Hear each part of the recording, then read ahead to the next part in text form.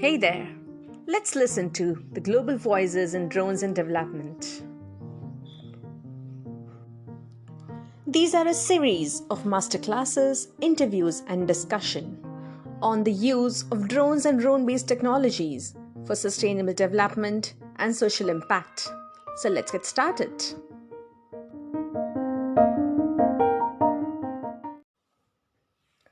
In this episode, we will be listening to Darshan Divakaran as he presents his views on future of air mobility. Darshan Divakaran, also known as Dash, is an aviation innovation leader, technology evangelist, high-tech entrepreneur, executive consultant with expertise in unmanned aviation, aviation development, flight operations, airborne safety, remote sensing, geospatial analysis, and program management. His areas of expertise in unmanned aviation also includes unmanned traffic management, counter-UAS, and urban air mobility. He has been recognized by Interdrone and Commercial UAV News as one of the top commercial drone visionaries. He works for the United States Air Force as a senior manager for innovation and strategy on the AFWERX program. He is also the program manager on Agility Prime, a non-traditional program seeking to accelerate the commercial market for advanced air mobility vehicles. He supports the industry engagement, partnerships, outreach, and educational initiatives on emerging technologies for AFWERX. Darshan holds a Master of Geospatial Information Science and Technology degree from North Carolina State University and BS in Professional Aeronautics and Aviation Management from Embry-Riddle Aeronautical University. He is also an FAA certified commercial pilot with multi-engine rating and holds an FAA Part 107 remote pilot certificate. Welcome, Darshan.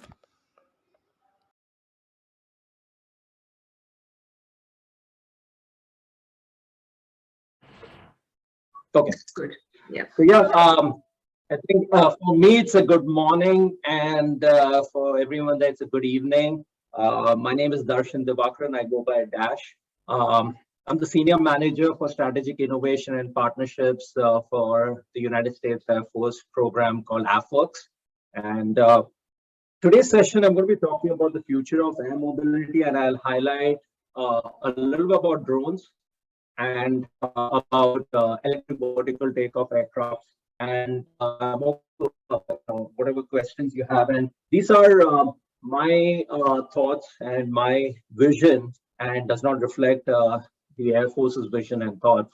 I have been in the drone industry for now over about 7 years, close to 8 years, and in United States, early 2014, I helped create the drone program for a couple of states, including the state of North Carolina. So this is a time when drones were still thought about as a toy rather than a technology. I was one of the first few people to see the benefits and educate people nationally, internationally, and help create programs for police departments, fire departments, state and local agencies, federal agencies, including working with FAA, NASA, and various agencies. So started out from manned aviation, got into drones, and now I help the United States Air Force understand the future of air mobility with electric vertical takeoff aircrafts, hyperspectral, HS VTOL. It's called eVTOL, HS VTOL, STOLs, and basically anything that is air mobility related. So so what is exactly the future of aviation? And it's not just aircrafts, even though aircrafts is the number one thing in my list, but the future it has a lot to do with technology and environment. So aircraft, your drones, eVTOLs have really reshaped what aviation is.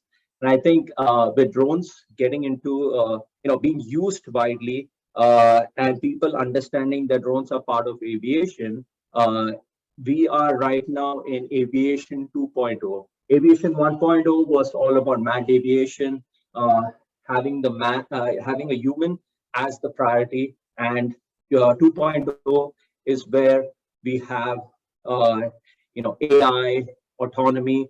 So removing the human piece out of it, but still having a little bit of human presence in there. So that's 2.0. And so aircraft like drones, eVTOL are going to shape autonomy, a big piece for everyone to start understanding, because there are different levels of autonomy. And if we are looking for complete autonomy, we cannot, it's not a switch. One day we put it on and expect everything to fly autonomous. It's a path forward. We have to work to do research. We have to work with industry. We have to work with government agencies, and we have to prove that autonomy is something that can exist for every technology. So the other part is artificial intelligence. This is where the human piece is taken out, though the machine still acts as if though there's a human in it. So it takes your the decision making. Yes, there's no emotion in it, not yet, but decision making is very important. And as per accidents and in aviation and even in transportation, I would say most of the time they blame it on human error. So trying to remove the human error out of it is the piece here of AI. The next part is electric propulsion. Now, this is a big piece because it plays a role in drones, eVTOLs, even for manned aviation. This has environmental impacts. This has maintenance impacts. This has short distance use case impacts. So electric propulsion has a lot of impacts, but there are certain limitations. But that is how the companies and universities and individuals are working towards challenges like battery and testing hydrogen and various solutions for electric propulsion. Then comes digital engineering. The thing about digital engineering, if you're not aware about it, is the key thing here is digital engineering is where you can predict what the outcome of a test or a operation is in a digital environment. And this is where digital engineering plays a key role, because in any technology, not just in software, but even in hardware and everything, digital engineering is able to we are able to do multiple tests in different scenarios, and digital engineering has many other benefits there. Then comes the piece of cybersecurity. Cybersecurity, though it is not widely recognized as an importance, it is going to eventually decide various programs. For government, absolutely, cybersecurity is going to be a key. We are working with innovative technologies, and when we work with innovative technologies, these technologies can be used for, as much as it can be used for good, it can be used for bad. Systems can get hacked. We have histories of in various countries where the government was practically brought to its knees and had to pay to hackers to release certain things, and there's been a lot of history in these things. So cybersecurity is not just hacking, but also to the point of how a technology is safe. Environmental change. Yes, we are seeing a lot of changes in environment. During winter, we are seeing summer. During summer, we are seeing winter. We are seeing rains. We are seeing weather change happening, and a lot to do with pollution, a lot to do with other changes in general. But with technologies that we are using, clean air can help improve aviation. But if we do not take that seriously, it's going to have an impact. And also environmental changes also affect low altitude aircrafts and stuff where we don't know what the weather changes are, and that's an area that needs to be identified also. Internet of Things is where we are all connected. Machines are connected, and all machines can be run through a phone, can be run through a watch, and everything is talking to each other. So Internet of Things is another important, I would say, solution for the future of aviation. These are just, there are many others, and I'm sure others have many other ideas about it, but these are just my vision on the future of aviation. Now, coming to aviation forecast. Darshan, are you moving your slides for? Are you moving the slides, because we're still seeing the title slide? Sorry, I just changed the next slide. This was the first slide, right? The aviation forecast is not the third slide really. So we are still looking at the first slide on our screens. We haven't seen the second slide. Oh, okay. Wait. Let me see. Oh, it's saying you paused. Wait, let me just read. Okay. Sorry. Sure. Happens. See, we're talking about emerging technologies. Do you see the aviation forecast slide? No. Yes, we are about to see your edit version of the presentation.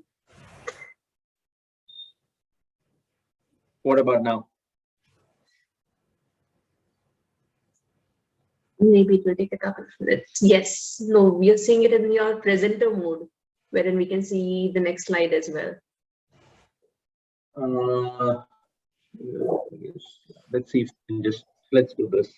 Swap presenter view and slideshow, the first option. Yes, right. Now we can. Perfect. Okay. Yeah, thank you. Okay. Yeah, so let me go back. Yeah, so the aviation forecast. And this is not my data or anything. This is data that is available online. But aviation is already known as a driving force of global technology development and innovation. We are seeing so much changes, and we are part of many of those changes. But when you look at the aviation industry, it supports about 65.5 million jobs around the world, and it keeps increasing because we're bringing in new technologies. The aviation industry supports 2.7 trillion. That's 3.6% of the world's GDP. And by 2036, global air transport is forecast to support 97.8 million jobs and contribute to $5.7 trillion to global economy. So there's a lot of money in this. There's a lot of jobs in this, and the demand is not going to decrease. It's just going to increase. And with air mobility, when we talk about eVTOLs and stuff, it's just going to increase and increase. So we are in an exciting time. We are part of the history making. So this is something that when the future, I would say, like when the kids in school ask what are the career options, there is plenty in aviation. You just don't need to be a pilot anymore. There's a lot more jobs out there. So highlighting on the air mobility side, I'm going to focus on two things today. That's drones, which are currently being used, and electric vertical takeoff aircrafts. That's the near future. So I'm not going to get into the depth of what are drones and how are drones flown. I'm sure all of you all know about it. We can always, you can tag up with me later on and I can give you even more brief about drones. But let's talk about the path forward for drones, where we are right now and what we have to do. Line of sight. We are right now in line of sight operations extensively going on, and regulations are supporting those line of sight. Beyond visual line of sight, DVLS is what we are looking for right now, and it's still a work progress. But in the next year or two, we may see a lot more changes at both at regulatory level and technology level to support DVLS operations. What we are looking for next after that is remote operations. Already this is being tested out in a testing environment, but remote operations is basically where you can work from one part of the country and control your drones from another part of the country. So that is our goal in the future. But what we are ultimately looking for is autonomous operations, where the drone has been given specific instructions and it does it day in, day out, day in, day out. You don't need a person observing it. You don't need a person flying it. Yes, you may need a person to ensure that all these aircrafts are flying. So as we talk about the path ahead, we also have to think about what are the factors that will influence drones. The drone industry, if you look at it, is still a debate. Nothing is concrete. Even though in US, we can say we have been over 6 years, about 7 years into it. And in India, we are also, there's been, in the last few years, there's been a lot of changes. But the drone industry is not concrete. It's still in debate. And why is because of 5 factors. One is public acceptance. Just because you fly drone, just because you like drone, doesn't mean everyone likes drones. So public acceptance is an important thing. As a drone operator, as a person of the drone industry, it's your job to keep a positive outlook about drones. You should only be using drones when allowed to. You shouldn't be trying to do stuff impact. The key thing. Regulation going to decide if this is a viable technology or not. Not all regulatory bodies or not every individual in the regulatory body is for drones even now. They still have a little bit of doubts and concerns regarding it. So it's our job through that first factor to make sure that they are also in supporting this technology. Training and standards. As much as we keep saying training and standards are important, training and standards are important, every second person out there is not following it. And that is because they think that just because they have flown a couple of weeks, couple of months, couple of years, that means they don't have to train, they don't have to have any standards or maintain any standards. In aviation, that is in manned aviation, even today, if you're a senior pilot or a fresh pilot, there are certain standards, there are training requirements that you have to meet to get ground. Technologies, we will understand what we can do and what we cannot. Not all use cases will be able to meet a certain drone.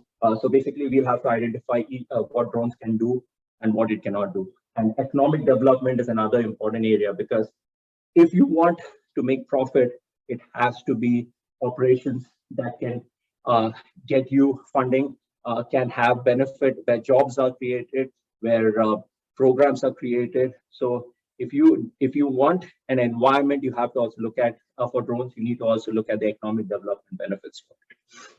So that was about drones. And now I'll move to eVTOLs. I'm going to be playing a video.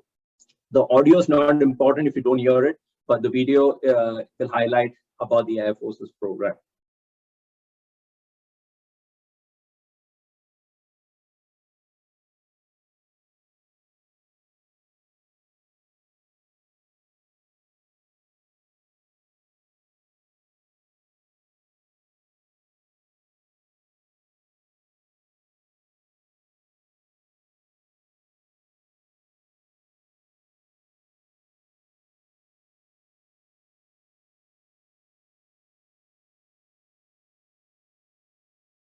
Darshan, is there a sound to it? Yeah, but ignore the sound. It's just a cool background.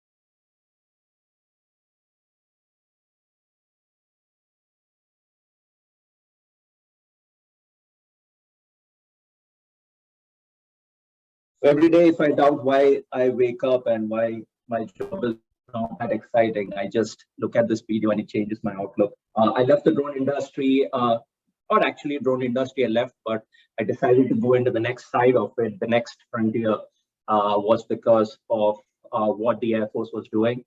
And this opportunity that I got is, I would say it's nothing that is going to make a big impact unless we work together. And the Air Force, the United States Air Force is working towards those goals. In other countries, military hasn't yet got involved, helping build the commercial sector. And this is where this program is pretty unique. So AFWERX and AFWERX, within AFWERX, there are three programs: AF Ventures, AF Spark, and AF Prime. I'm not going to get in depth about the other two, but AFWERX is where we fund small businesses that have ideas that goes beyond eVTOLs. Anything that is a challenge for the Air Force, we fund those through our SBIR and STTR funding. And AFSpark is where we help our airmen and guardians, that's our soldiers, be innovative. If innovation is not just from outside, but also innovation needs to be built in also. We have to educate and innovate our airmen and guardians. Their ideas also have helped into creating prototypes and technologies. And then comes Prime. Prime, that's AFWERX Prime, is the program where technology that is ready today can we want to accelerate and help commercialize this technology for dual use. That is both for military and commercial use. We yes, within 2-3 years we can have military use cases for these technologies, but within 4 to 5 years, commercially also it can be viable. So we are supporting both sides, not just the military, but the commercial side. We have international partners, we have state local partners. We have a lot of partnerships to help this move forward. So the program which I'm going to be talking about within the AFWERX Prime is our Prime, one of our first Prime programs, that is Agility Prime. This is basically a rapid acquisition and commercialization of transformative vertical takeoff technologies. You see a bunch of photos here.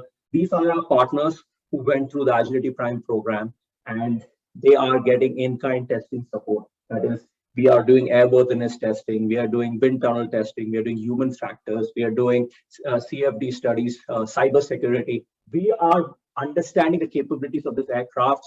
We are also helping the companies understand the limitation of these aircrafts so that they're safe for people to fly. And we are funding these initiatives. So what has the Agility Prime done in the last, I would say, 2 years is, first, we have, so the 3 areas that we have focused in is the electric propulsion and autonomy, and the final one is manufacturing. For a country to have a good base for emerging technologies, we need to have a good supply chain base also. So this is where 3 areas that we are focused on is electric, autonomy, and manufacturing. And we don't call, there's different names for it. UAM, there's flying cars, there is eVTOLs, drones. We call it ORBS, that is Organic Resupply Bus. Basically, it does logistics support and everything. It has certain use cases, and that we call it ORBS. Now, why are we doing this? Is because we know that the key to innovation lies with the industry. We want to help our small businesses grow. We want the technologies that are going to help shape the future of our country and the Air Force and the military. We want it, and we want to understand what the future is. So that's why we're working with the industries. We want to improve the process on how we can work with them, and we want to field a whole new air mobility by 2023. And how we are doing this is 3 things.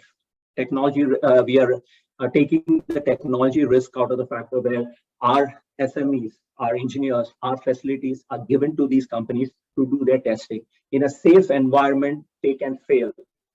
The problem of people do not want to see failures because they feel if you fail, it's the end. No, if you have a safe environment to fail, you can succeed. And that is what we are trying to provide. We are trying to help create regulatory changes. We work with regulatory bodies. Financial, we want to help on the finance side. And in the last 2 years, or this is in the just over a year, we have been able to have 29 companies that came through the Agility Prime program.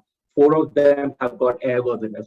These are the only companies that have military airworthiness. They don't have a commercial airworthiness, but they're as close as 90% to getting a commercial airworthiness when FAA releases an airworthiness certificate. 2 is in process. Over $100 million we have spent already. We have over 1 billion in commercial investment. We have simulators right now. We have charging stations.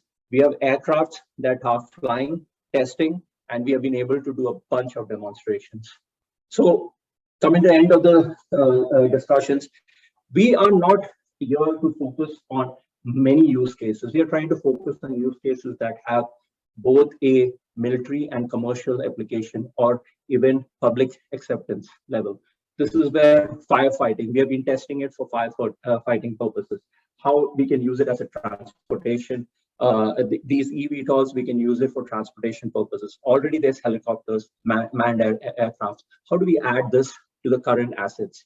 How do we do short field approaches? That is basically where we need battery for these aircrafts have 15-20 minutes battery life. Maybe these operations require only 5 minutes to drop something, pick up something. So those type of things, search and rescue. We have been doing surveillance. We are testing autonomous capabilities. We are trying to identify use cases that can be successful in the future. So coming to the end of my presentation, I'd like to focus on where the future is and how it's going to be, how we have to work towards it. So the future of air mobility includes drones, eVTOLs, UTM, cybersecurity. You have counter UAS, a lot of things.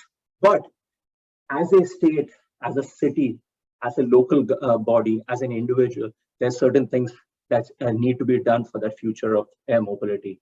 So you have to identify stakeholders that are working in this and collaborate on public-private partnerships. This cannot be a public initiative separate from a private initiative. It has to be a public-private partnerships.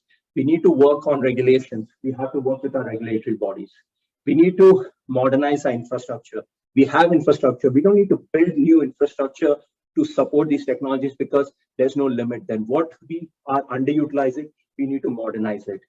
We need to create regulatory frameworks for UAS and UAM separate. Do not put everything under one bucket and call it drones. We need to look into unmanned traffic management. There's different levels to reach into that. We shouldn't just expect that one fine day all drones and eVTOLs will be integrated into this. We need to solve connectivity issue. We need to have a spectrum allocation for this. Remote ID. We need to look into remote ID. Maybe we have to give access to public safety. We need to look into counter UAS because as much as good we can do, there's always someone out there who wants to do bad. Then we need to standardize the training. Just because you have different drones, different people at different experience, no, we need to have all standardized training, standardized operations, and then community outreach. You need to be involved with your community. If someone is doing wrong, let them know they're doing it wrong. Help educate them. And together, that is where the future of air mobility, that is I call it 2.0 aviation, is going to be successful. So that's my information. And you can visit afworks.af.mil. And the future of mobility has lift off. And with Space Force, those who are following what space, that space is the next frontier. If we cannot figure out the air side of it, then we are not going to be figuring out the space side of it. So it's very important for us to work together in this. Thank you. Thank you so much, Darshan. This was such an enriching presentation, and it gives a perspective why US is so successful in getting the technology to the next level. And here we are trying to figure out multicopters and fixed wings and and hybrids, but here you are talking about air ambulances already and air taxis. This is amazing. So one key takeaway from me from the last slide was, there are a lot of things that we need, but one big thing is the will, that you really want to do something. And if there is a will, you will definitely find a way to it. And of course, funding is one big thing which US is generous about. But beyond that, the will is also very important. And when the government will, the people's will, the entrepreneurs will, everything comes together, that is where you create the real ecosystem. And hats off to you for being one of the pioneers who would be initiating all of this, not just for US, but for all of us. Thank you so much, Darshan. So can we have some comments or questions for Darshan, please?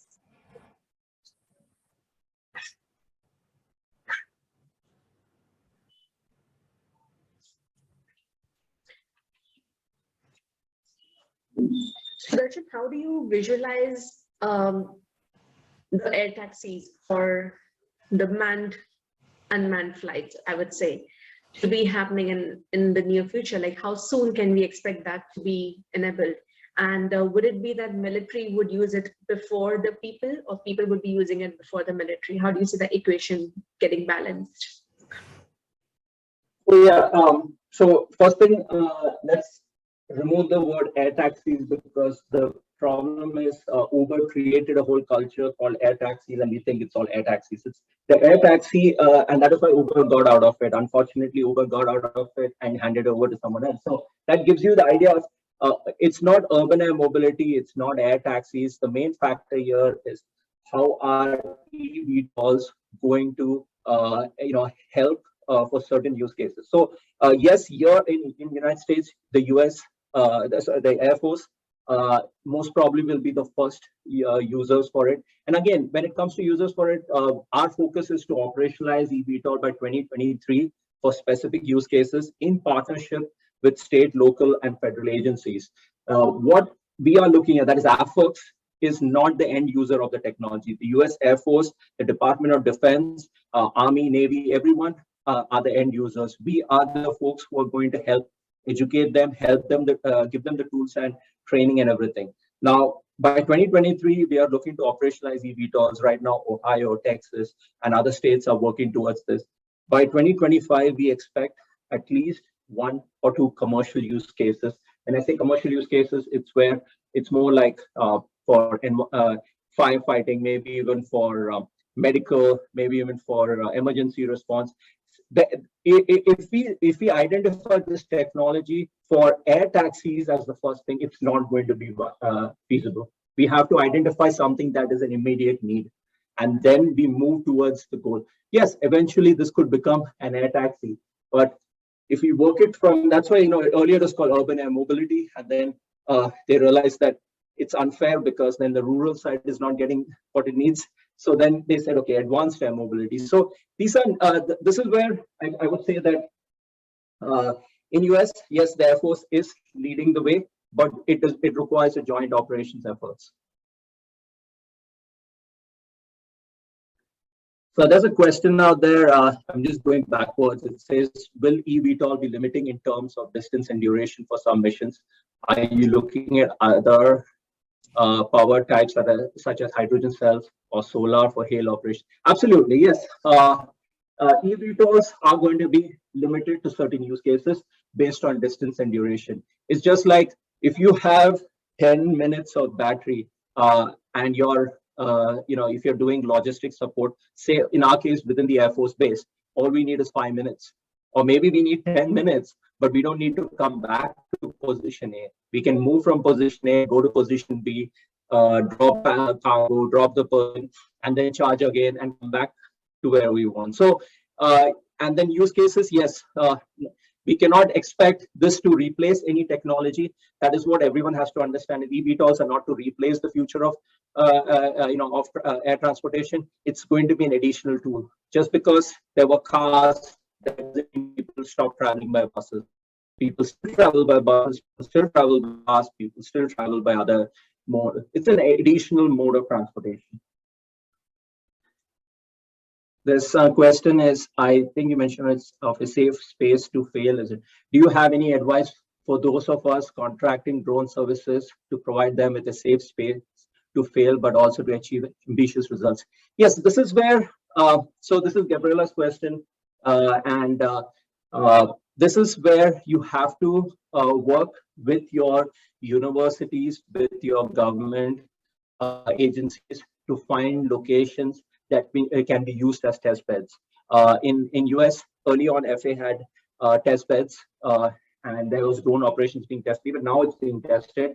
While as in the military side, we have airspaces that we maintain, we manage. So we are able to create space to do these testing. So it's all about strategic partnerships with the right entities that have the space. You can also reach out to your universities and find out if they are willing to be a part of the testing, and that is there, you get space to test.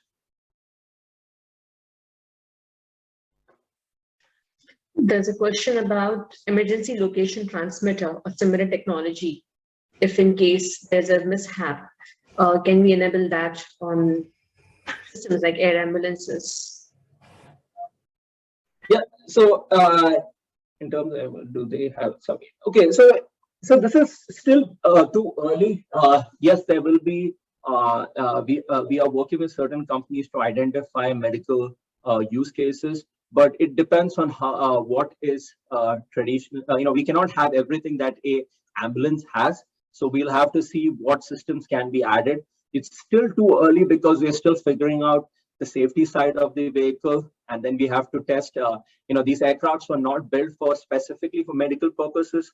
It was for individual or for a cargo capability. If we are putting a space to have a patient, then we have to look at the CGO for it. We have to look at various other battery capabilities and stuff. So this is still early, but yes, there will be certain defibrillators. There will be maybe oxygen cylinders. There may be a lot of things in this that we will have. Right now, drones could be that right tool to test this with various, having an ELT system on it and having it tested, so that when it comes to eVTOLs, all we have to do is plug and play.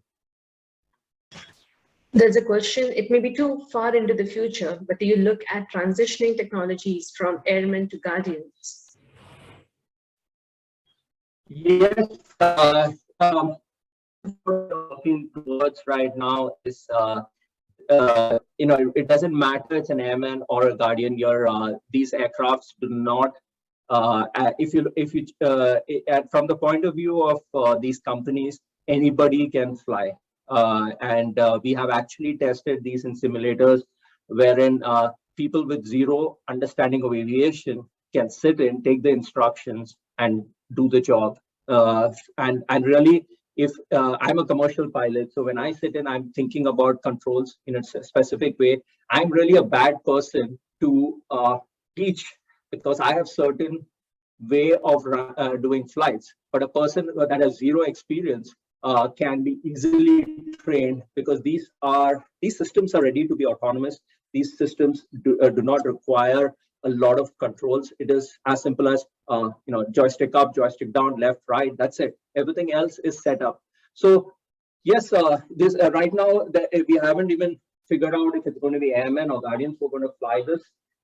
Right now, it is just the companies are doing it themselves with their pilots, but eventually everyone will be able to. And if it's autonomous, it doesn't matter if you're an airman or guardian, you're just going to be sitting in and it's going to take autonomous. For firefighting capabilities, the MTOW can be restricted in terms of payload supply to complete the mission. What technologies have you seen which helps the weight limiting factors of many use cases? Okay, so the maximum takeoff weight can be restricted in terms of payload. Yes, absolutely. So the firefighting capabilities, there's different capabilities that we have to understand. One can be logistics support, where we drop, like EMS, or we drop people, maybe cargo. For that, yes, we need larger weight. Under the Air Force's ICDD Prime program, we have three areas of interest. The first one is 1 to 2 passengers and 7 to 8 passengers, and the third one is more than 500 pounds maximum takeoff weight capability. So these aircrafts are still to be tested for specific use cases. They are right now simulated and they are done in general. But right now, if you look at the drone side of it, we don't see drones extensively used for firefighting with having water pump connected to it or something like a fire extinguisher and stuff, because there are certain limitations when it comes to battery and everything. So we are still too early into it, but I feel like for firefighting capabilities, eVTOLs will have a better capability than drones. Drones will be used more for eye in the sky capability, depending on what type of drones it is. If your drone is a larger drone, then yes, you may be able to do certain things with it. But eVTOLs, because of its capability, 500 plus lifting capability, you're able to attach a bunch of stuff to it and do operations. So there's a lot of technologies that out there are saying they can do this, they can do that, but they are not tested in a, they are all either a prototype or they are simulated and require funding.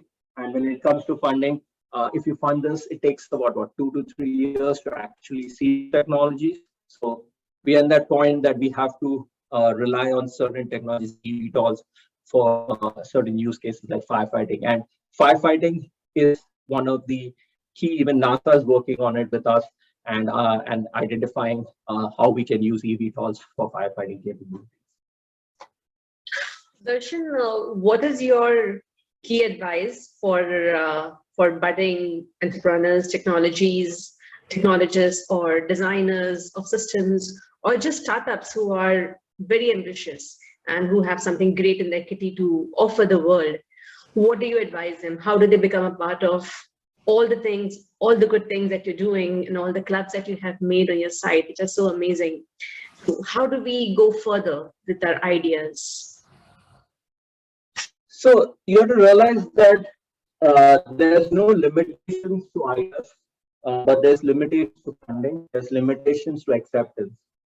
You can be innovative. You should be innovative. Never stop being innovative, because the day you stop innovating, your life becomes boring, really. So be innovative. Startups that are looking to change the world, yes, it's required. Yes, you're going to go through challenges, but that is the best thing about it.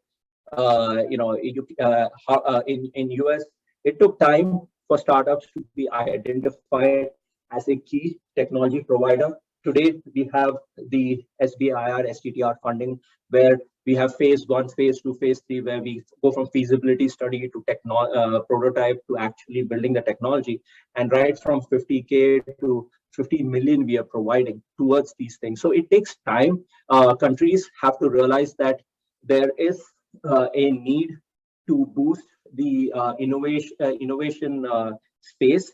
You have to come with innovative programs. You have to reach out to larger companies that have funding and want to do innovative projects, but have not yet been reached out to. Sometimes you may get the most unexpected company to fund initiatives because they have certain pool of funding kept for innovation. And that doesn't mean that innovation is what they are going to be doing or what they are currently doing, but what they can do.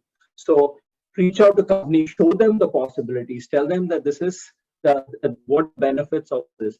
And remember, failure is not the end of it. And especially startups, the young kids who are out there coming out of colleges and schools and stuff, just remember that this is a big industry. There is space for everyone, but to make that space, you need patience. You cannot, just because you have an idea doesn't mean everyone is going to believe in it. So there may be 100 ideas that will fail, but this is the 101st idea that may come through. Even today, being in my role, I have a bunch of ideas that come out every day. Many of them get canned, but eventually one gets taken. So it's the same thing in the startup world. I think there's a question that's come from Praveen. As you mentioned in your presentation, we need to see spectrum congestion between manned and unmanned aircrafts while flying in lower airspace. How can we resolve that using remote ID? So remote ID is not going to actually solve that problem. Remote ID is going to help aircrafts are flying. So we want to see a future where manned and unmanned aircrafts are flying in the same airspace. The problem is that manned aircrafts are identified in the traffic management system, but unmanned aircraft systems do not, because the tech companies that have built these technologies initially built it as a toy or as a specific use case for low altitude. They never thought that it's going to be a technology that's going to participate in the future of air mobility and stuff. So it's something that we have to look into, and that's why you need to have detect and avoid. You need to have ground-based, air-based radar. And here in US, a lot of testing is going on. You have to ensure that you don't have to really. This is a advice. You don't have to start from scratch all over again.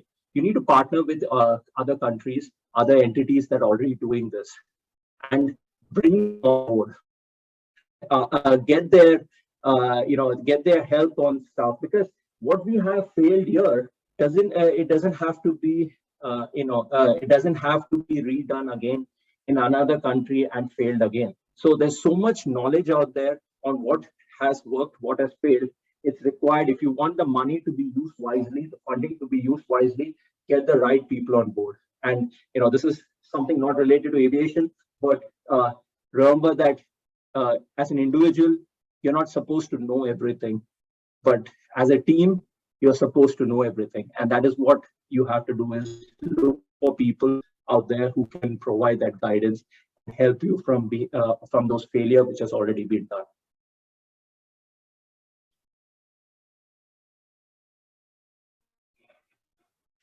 Thank you so much, Darshan. This was a really insightful presentation. And thank you for being a part of our conference. I think my video may be hanging, but I'm still there. I'm hanging on. Okay, back. So we'll move back. Yeah, congratulations on this event. And thank you. I just want to say congratulations on the event and all the best for the rest of the event. Amazing speakers, Ryan, Gabriela, all of them. I know them, even though it's we have not many of them we not met in person. But yeah, it's a great opportunity to connect, and I hope you'll continue such initiatives. I'll be glad to be a part of it. Thank you so much, and we hope to continue learning from you, as always.